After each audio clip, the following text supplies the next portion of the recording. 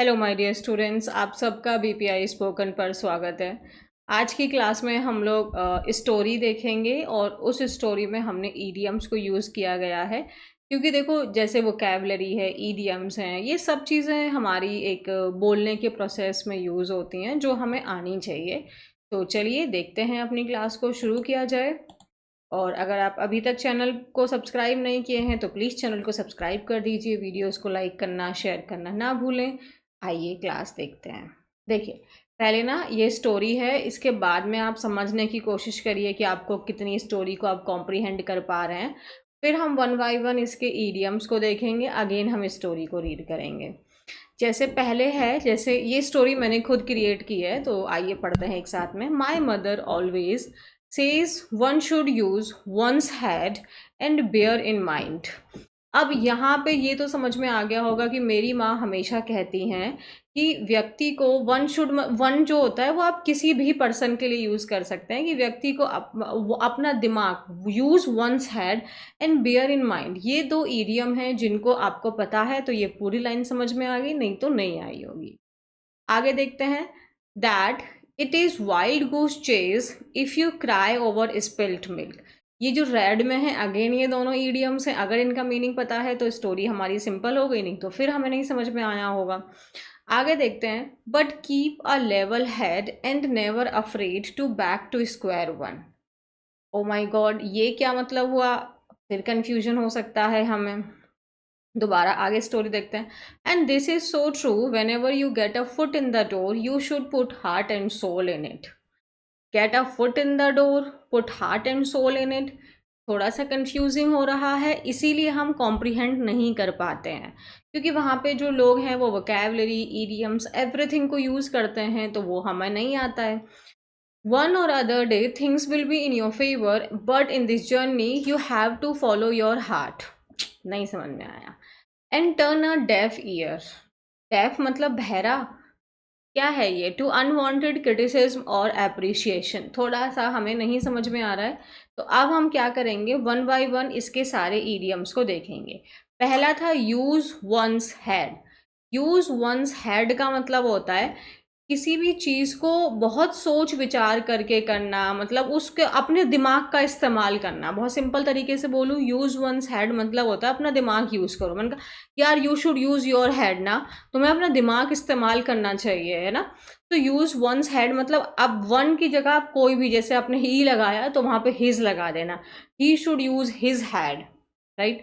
सो use once head मतलब अपना दिमाग इस्तेमाल करना, जो अपने दिमाग से सोच विचार करके काम करना। मैंने कहा यार you should use your head before going out so let in the night, मतलब रात में इतनी लेट जाने से पहले तुम्हें अपना दिमाग इस्तेमाल करना चाहिए था। तो जैसे मान लो एक ईडियम है, एक हमने सेंटेंस बनाया, ऐसे शब्द कहने से पहले आपको दिमाग का इस्तेमाल करना चाहिए था, right. So before saying such words you should use your head. ऐसा आप अब आपको रिग्रेट हो रहा है तो उससे क्या फ़ायदा? आपको पहले बोलने से पहले सोचना चाहिए था ना, तो सोचना चाहिए था मतलब अपना दिमाग का यूज़ करना चाहिए था। You should use your head, है ना। Every time you can't depend on other person, you have to use your head. आपको हमेशा दूसरों पर डिपेंड नहीं हो सकते हैं, आपको अपना दिमाग इस्तेमाल करना पड़ेगा। सो यूज़ वंस हेड मतलब अपने दिमाग का इस्तेमाल करना, ठीक है। नेक्स्ट ईडियम क्या है हमारा? Bear in mind. Bear in mind मतलब अपने दिमाग में उस चीज़ को रखना, उसको याद रखना, अटेंटिव होना, पे अटेंशन, ठीक है, याद रखना उस चीज़ को। Like you should bear in mind before saying anything to anybody.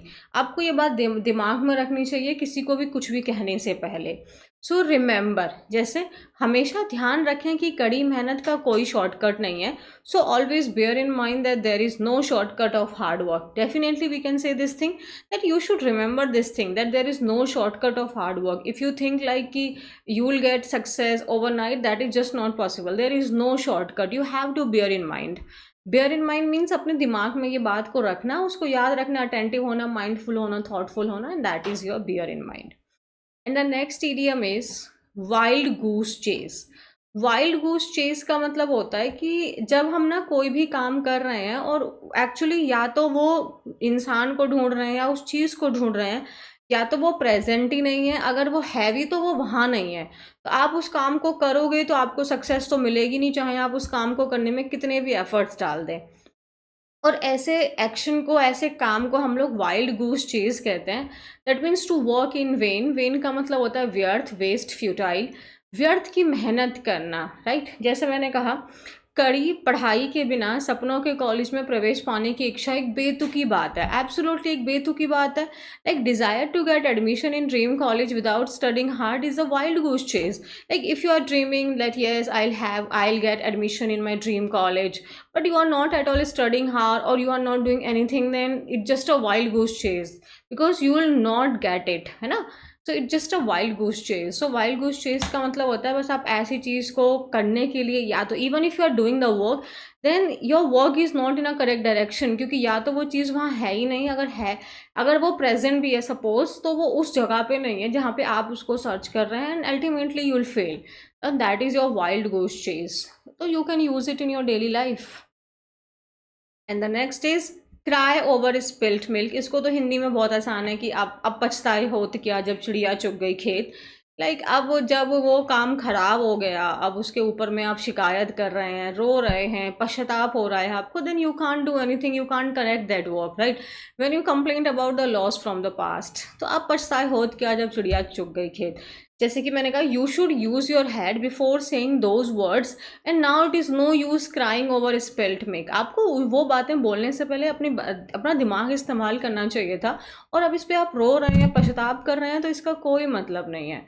जैसे तुमने अपना जैसे तुमने अपना कीमती समय पहले ही खो दिया, अब उसके बारे में सोचकर तुम समय बर्बाद कर रहे हो। That means it is waste of time crying over spilt milk, because you have already wasted your crucial time.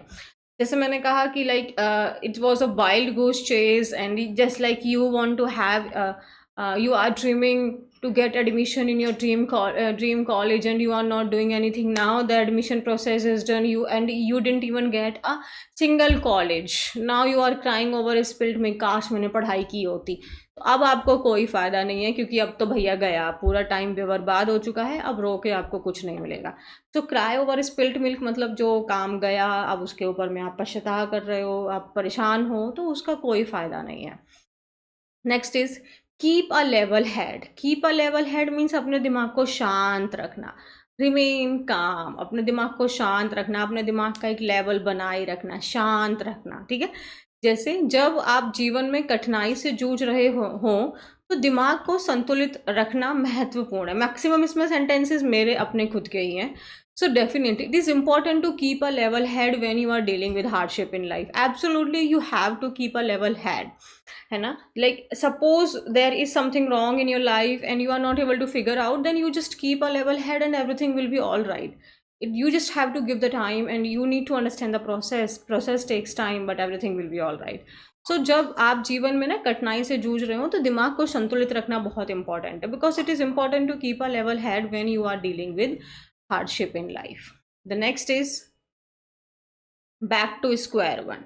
अब back to square one means you are working hard, you are working day and night, and still you are not able to get that desired result. अब fail तो हो गए हम लोग, तो अब हमें दोबारा से शुरुआत करनी पड़ेगी, दोबारा से हमें वहीं से अपना काम शुरू करना पड़ेगा। तो to go back to the beginning after dead end और फेलियर मीन्स आपको सफलता नहीं मिली अपने काम में, आप फेल हो गए, और अब दोबारा से हमें उसी काम को उसी शुरुआत से शुरू करना पड़ेगा। उसको कहते हैं बैक टू स्क्वायर वन। जैसे सफलता की यात्रा में कई बार हमें वापस उसी स्थिति में आना पड़ता है। एब्सोल्युटली बहुत बार ऐसे होता है, हम फेलियर हैं, मतलब फेलियर नहीं बोलेंगे, हम मेहनत कर रहे हैं, किसी काम को हमने शुरू किया, वो काम अच्छा भी चल रहा था, बट ऐसा कुछ हो जाता है ज़िंदगी में, वो काम फिर से फेल हो गया, आप फेल हो गए, आपको दोबारा से उसी स्थिति में आ गए जहाँ से आपने शुरू किया था। बट ये एक जर्नी है, you have to keep your level head and then everything will be all right. Like in a journey of success, many a time we have to back to square one. Definitely सफलता की यात्रा में कई बार हमें उसी स्थिति में आना पड़ता है जहाँ से हमने शुरुआत की थी, राइट। ये तो प्रोसेस है, इसको क्या कर सकते हैं। Get a foot in the door का मतलब होता है चांस मिलना। Get a foot in the door means chance मिलना। जैसे to make the first step toward a goal by gaining entry into an organisation, career etcetera. Means आपको पहला मौका मिला, आपको चांस मिला, एक इनिशियल अपॉर्चुनिटी मिली, फर्स्ट स्टेप मिला वहाँ पे अंदर। सपोज आपको ना कोई जॉब है जिसमें आपको एक हाईएस्ट पोजीशन तक जाना है, अब उस तक तो आप नहीं पहुंच पा रहे, बट आपको उसके लोएस्ट पोजीशन भी मिली, आपने उसको ग्रैब कर लिया। Why? Because you get a foot in the door, उसके अंदर, उस दरवाजे के अंदर घुसने का एक चांस तो मिला ना, बाकी तो हम खुद बना लेंगे। जैसे अपने पैर जमाने के लिए उन्होंने क्लर्क की नौकरी कर ली। He took a job as a clerk to get his foot in the door, just to enter. You can take any job just to get that foot in the door, and अपना पैर वहाँ रखो पहले, उसके बाद हम देख लेंगे क्या करना है। सो gate a foot in the door means पहला चांस मिलना, उस एंट्री के अंदर, उस डोर के अंदर में जाना।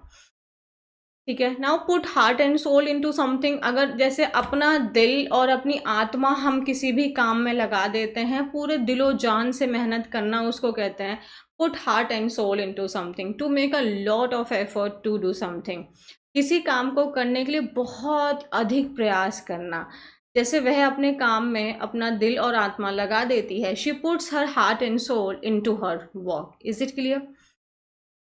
फॉलो योर हार्ट का मतलब क्या होता है? To do what one would really love to do, मतलब अपने दिल की सुनना। यार बहुत हमने इधर उधर की सुन ली, ये समाज, पापा मम्मी भाई बहन सब कुछ अपनी अपनी ओपिनियन दे रहे हैं, then now finally you follow your heart, means आपने वो किया जो आपके दिल कह रहा था।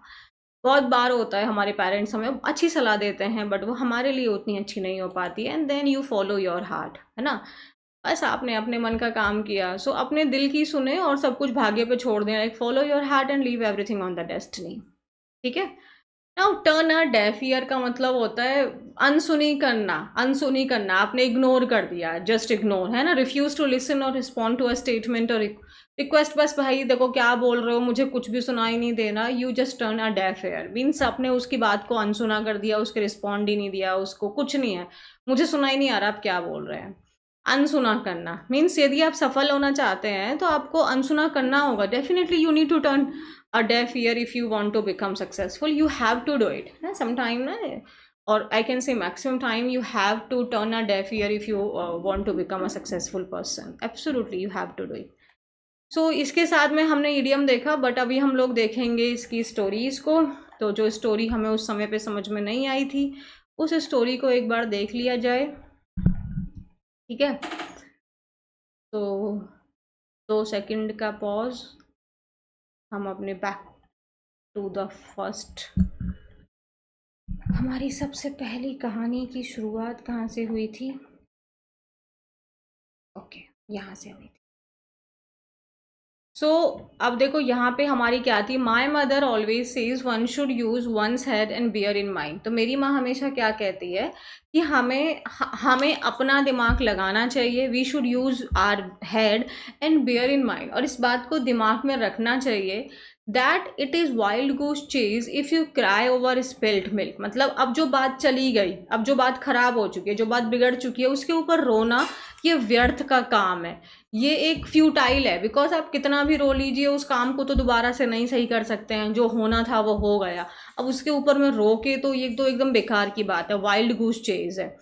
लेकिन आपको अपना दिमाग शांत रखना होगा, but you have to keep a level head. आपको अपना दिमाग शांत रखना होगा, and never afraid to go back to square one. Back to square one मतलब आपने अपने दोबारा से अगर आपको स्टार्ट करना पड़ रहा है, उसके लिए भी आप नॉर्मल रहिए, है ना। आपको अपना दिमाग शांत रखना होगा, और इस बात को लेके डरना नहीं है अगर आपको दोबारा से शुरुआत करनी पड़ रही है तो। और ये बात सच में सही है, ये बात एकदम ट्रू है कि जब भी अगर हमें चांस मिले, जब भी हमें चांस मिले, तो हमें दिलो जान लगा देनी चाहिए उस काम को करने में, क्योंकि एक ना एक दिन, एक ना एक दिन जो चीज़ें हैं will be in your favour. जो चीज़ें हैं वो आपके पक्ष में ज़रूर आएंगी, लेकिन इस जर्नी में, इस यात्रा में हमें हमारे दिल की बात सुननी होगी, और क्या करना होगा। लेकिन जो अनवांटेड क्रिटिसिज्म और अप्रिसिएशन है, जो मतलब जो फालतू की आलोचना या बहुत ज़्यादा ही कोई तारीफ हो रही है, उसके प्रति हमें उसको थोड़ा अनसुना करना होगा। राइट। अब आप देख सकते हैं कि इस स्टोरी को समझना हमारे लिए कितना आसान हो गया था। इसीलिए ना ये जो ईडियम्स वगैरह होते हैं ये बहुत इंपॉर्टेंट होते हैं। आप ऐसा नहीं कह सकते कि इनको पढ़ने की क्या ज़रूरत है, डेफिनेटली इनको पढ़ने की हमें ज़रूरत है। ठीक है। सो आई होप इसके साथ में आपको ये क्लास समझ में आई होगी। और आज हमने आई थिंक 10 ईडियम्स कंप्लीट किए हैं। आप इनको अपनी डेली लाइफ में यूज़ करिए और फिर मुझे बताइए कि आपकी इंग्लिश में कितनी हेल्प हो रही है। Thank you so much.